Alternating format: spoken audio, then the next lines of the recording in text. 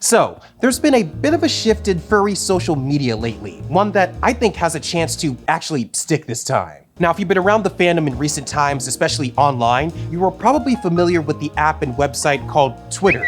Or it was called that before they changed it to X, but I'm still gonna call it Twitter because that brand name is just too strong. But anyway, there are a lot of furries on Twitter. Many use it as their main platform for social media, posting things like their travels, fursuit pics, and other thoughts and ideas about all sorts of things. It's become such a core part of the online furry experience that most people refer to the collection of furries on Twitter as Furry Twitter. Now, Furry Twitter and the impact that it has on the culture of the fandom as a whole deserves its own video, so be sure to subscribe so you don't miss it when it comes out. But what we're talking about in this video is that Furry Twitter as a concept is undergoing some changes, specifically starting to migrate off the platform itself. It's for a variety of reasons, as we'll get into, but the collective known as Furry Twitter has been exploring options to move to another platform for a while now, and the one that is really starting to break out as the worthy replacement is a platform called Bluesky. We'll get into the mechanics of the move in a bit, but you might be wondering, haven't furries kind of tried this before? And you're right, earlier this year there was a big push to get furries over to Bluesky, though in retrospect it wasn't all that successful. However, this time feels different. This time it actually looks like a good amount of furries will be making their way over to the Butterfly app. And while I still don't think Furry Twitter is going away anytime soon, Furry Bluesky, or whatever we decide to call it, is going to quickly emerge as another avenue for furries to share their social lives online. Let me explain. Let's set the stage here a little bit. Why is there such a big push amongst many furries to move off of Twitter? And more specifically, why has Bluesky emerged as the winner of the migration sweepstakes? Well, if you've been paying attention over the past few years or so, furries have been upset with Twitter as a platform for a while now. This all came to a head when the billionaire Elon Musk bought the platform and implemented a lot of changes that have made the app a lot less palatable for the general user. I don't want to get too deep into the specifics of the politics around these changes, but Musk brought a real free speech absolutism attitude to the moderation of Twitter, and that has unfortunately elevated some voices that will proudly threaten the well-being of communities and identities that many furries are a part of. Though when this was all originally going down and when furries were first looking for other places to move, there wasn't really a clear winner of sorts that everyone agreed upon to migrate to. The subject of this video, Bluesky, was still just in its infancy and was on an invite-only system, so unless you knew the right people or were popular enough online, you were essentially shut out of that platform entirely. There were also things like Threads from Meta, Mastodon, and a bunch of other decentralized options that a lot of people thought were really going to have their moment. But as we kind of found out, the general user, and indeed the general Furry Twitter user,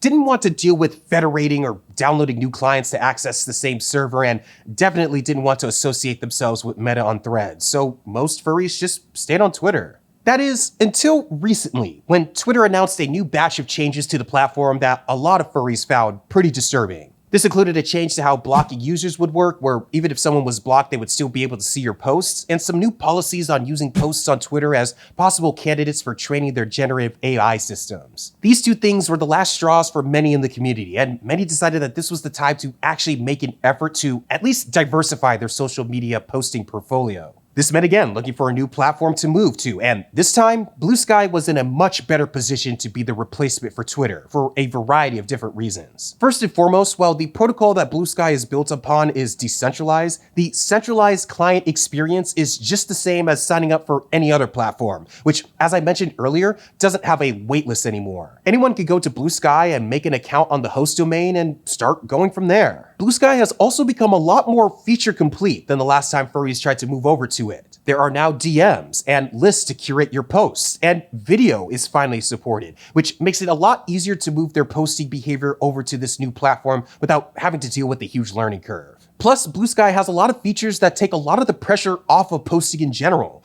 The blocking function actually works, and you can mark different posts for different audiences. So if you're posting something a little bit more tailored for adults, you can warn people on a post-by-post level that this is mature content, which makes making something like an After Dark account not nearly as necessary. And this one is just for me and my networking nerds out there, but the protocol that Bluesky is built upon is still open source, and we're starting to see some more furry-based customizations, like persona tags on your profile. On its own, Bluesky is actually just a fun app to use and experiment with from a technical standpoint, and I'm actually pretty curious to see how furries adopt it to make it their own. But all of these features and ideas are quite technical and really mean nothing if the platform is not accepted amongst furries in general. And while Bluesky is definitely having a moment, it hasn't completely replaced Twitter for many furries, including myself. In fact, I know many furries that are ignoring this whole movement and are just staying put on Twitter. So I guess this leads us to the overall question about this migration. Is it actually going to work? Will Bluesky actually be the new place to find and interact with furries? Or will it have its 2 weeks in the news cycle and we'll all fall back to Twitter despite all of its frustrations? Well, like many things when it comes to social behavior, I think time will really tell. I will give Twitter one thing. Despite all of its flaws, it's a very sticky platform and it will be hard to convince people to move off of it entirely. And that's just not Twitter's own doing. This is actually a pretty well-studied phenomenon of human behavior called the network effect. Without getting too technical, basically the network effect describes the reason why people stick to the way of doing certain things socially, even if the alternative may be objectively better for their situation. They stay because that's where all their friends are. We see this in a bunch of different aspects of our lives. People in the United States especially stay on iPhones because all of their friends use iMessage and FaceTime.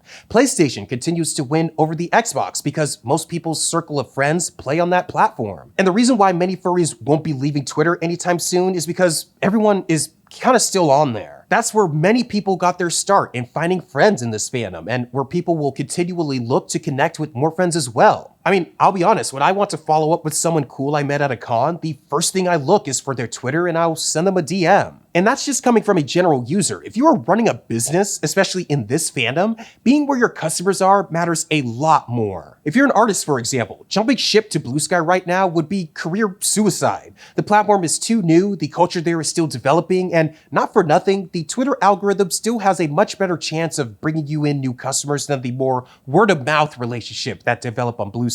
The same thing goes if you're a content creator. I have so many friends that have seen massive growth by starting to post their content on Twitter because, again, that's where everyone is. For even the most loyal fans, trying to get them to switch platforms just for you is a hard sell, and most people will be fine missing out on a chunk of their favorite content creators' content if it means they don't have to move themselves. So, long story short, Twitter and furry Twitter isn't going anywhere. No matter how loud the vocal minority is, people will continue to put up with its pitfalls just because that's where furries are online these days. Though I will say that doesn't mean that Bluesky is dead on arrival for furries. Actually, quite the contrary. Furry Bluesky, or hopefully something a little bit more easier to say, has a unique opportunity to grow into its own unique platform for furries to share their stories on. In fact, in its current state, it actually reminds me of what Twitter originally started as, a microblogging site where people could just share whatever they want. Because the algorithm is a lot less of a factor and you can partition your posts based on the audience that they're meant for, there's a lot less pressure to watch what you're posting, and you can feel free to experiment with what you want to share and engage with everyone else who is being their most open and honest selves. And because of that freedom, in its current state, Bluesky just feels a lot more authentic. Furries are just being themselves over there, and that's when I think this fandom is at its best. So when we take all of this and try to put it together, here's what I think is going to happen. In the short term, Bluesky is going to act as either a counterpart or an alternative source of posting for furries that are already active on Twitter. That's actually how I'm using it right now. While I tend to post a mix of fursuit pictures and short-form content on my Twitter, I'm going to be a little bit more open on Bluesky and share more random thoughts and ideas and just other stuff that I'm working on that the Twitter audience might not care about so much. Though this is also a good time to mention that some of the stuff that I will engage with on Bluesky will sometimes be for adult audiences only. So if you go and follow me there, just know that you will probably be blocked if I find out that you're under 18. But the point is, for now, it'll just be another alternative for furries to share things about their lives and in hopefully a more authentic manner as well. Now, long term, we will see how strong the network effect holds up for Twitter and see how long people last over there. There is definitely a world that, despite all the awful things Twitter has decided to do, none of it will be worth the learning curve and the switching cost of moving over to Bluesky completely. Or something as drastic as an all-out ban of furry content on that platform may be what gets everyone over to Bluesky. I mean, you could really never tell with Elon these days. But as it stands for right now for most furries, moving things over to Bluesky is still optional, but one that I suggest that many in the community start to do if they have the time and want to go through the effort of doing so. It's a bit hard to describe, but the vibes are just better. Things feel a lot more authentic and closer to how furries interact in person, which is what you want for a social media platform. I mean, in some ways, you could almost treat it like a new persona, a place to experiment with different personalities and identities. Or you could just cross-post everything that you put on Twitter there and call it a day. Either way, I think Furry Bluesky is here to stay, and that we'll be seeing a lot more action over there as time goes on. And if we're being honest, wow, was I wrong about Threads. I guess I really didn't know what I was talking about on the third video in this channel's existence. Anyways, that's it for this one. Thank you for watching. I'll catch you on the next one, but until then, stay wild out there. Peace.